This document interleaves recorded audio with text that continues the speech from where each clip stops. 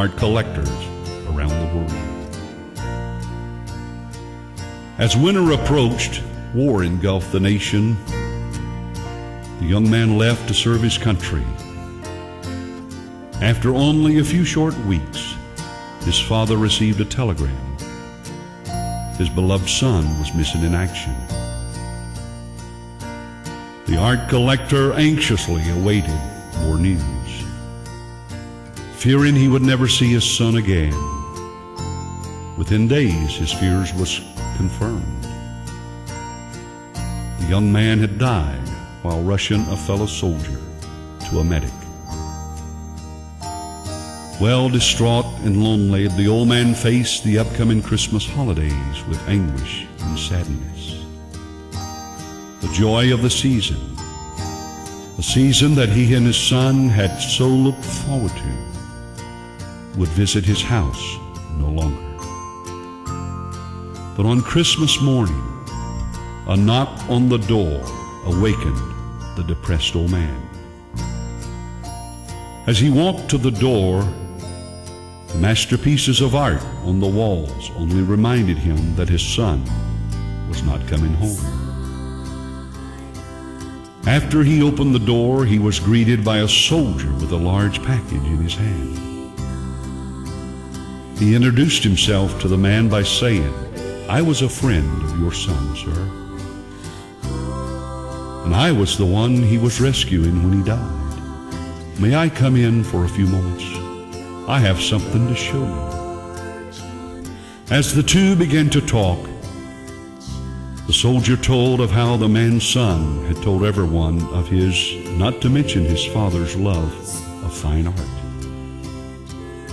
And he said, "I'm an artist," said the soldier, "and I want to give you this." As the old man unwrapped the package, the paper gave way to reveal a portrait of the man's son. Though the world would never consider it the work of a genius, the painting featured the young man's face in striking detail.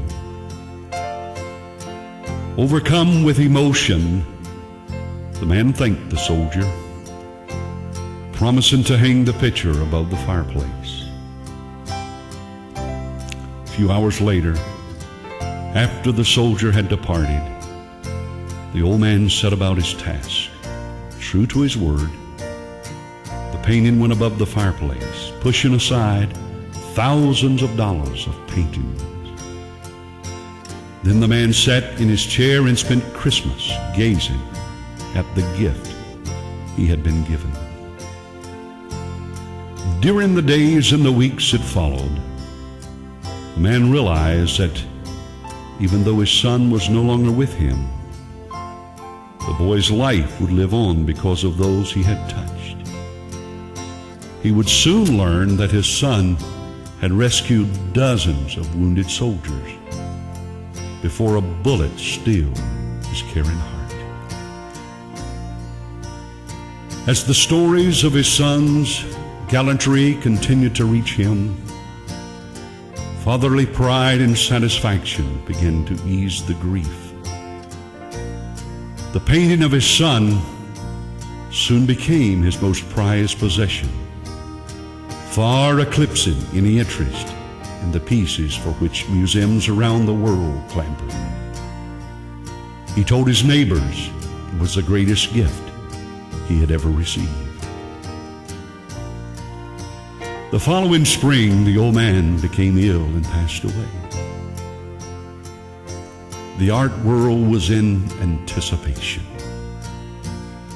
With the collector's passing and his only son dead, those paintings would be sold in an auction.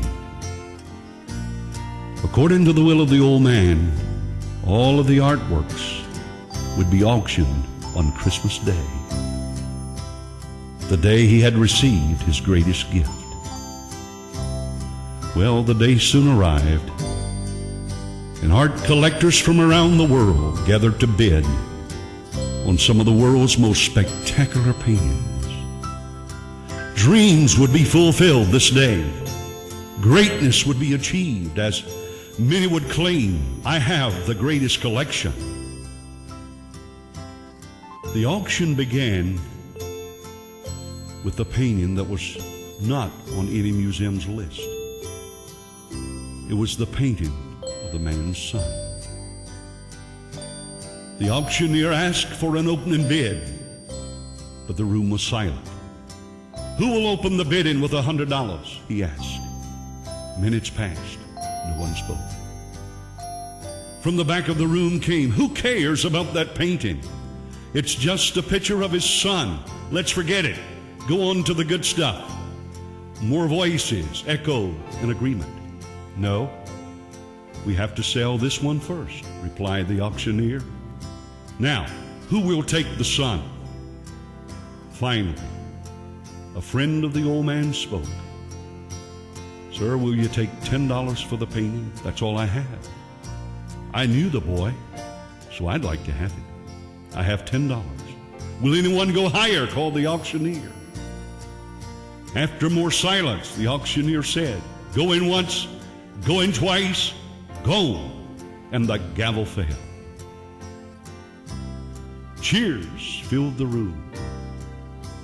And someone exclaimed, "Now we can get on with it and we can bid on these treasures." But the auctioneer looked to the audience and announced, the auction was over. Stunned disbelief quieted the room. Someone spoke up and asked, "What do you mean it's over? What about all these paintings? There are millions of dollars of art here. And I demand that you explain what's going on here. We didn't come here for a picture of some old guy's son." But the auctioneer replied, "It's very simple.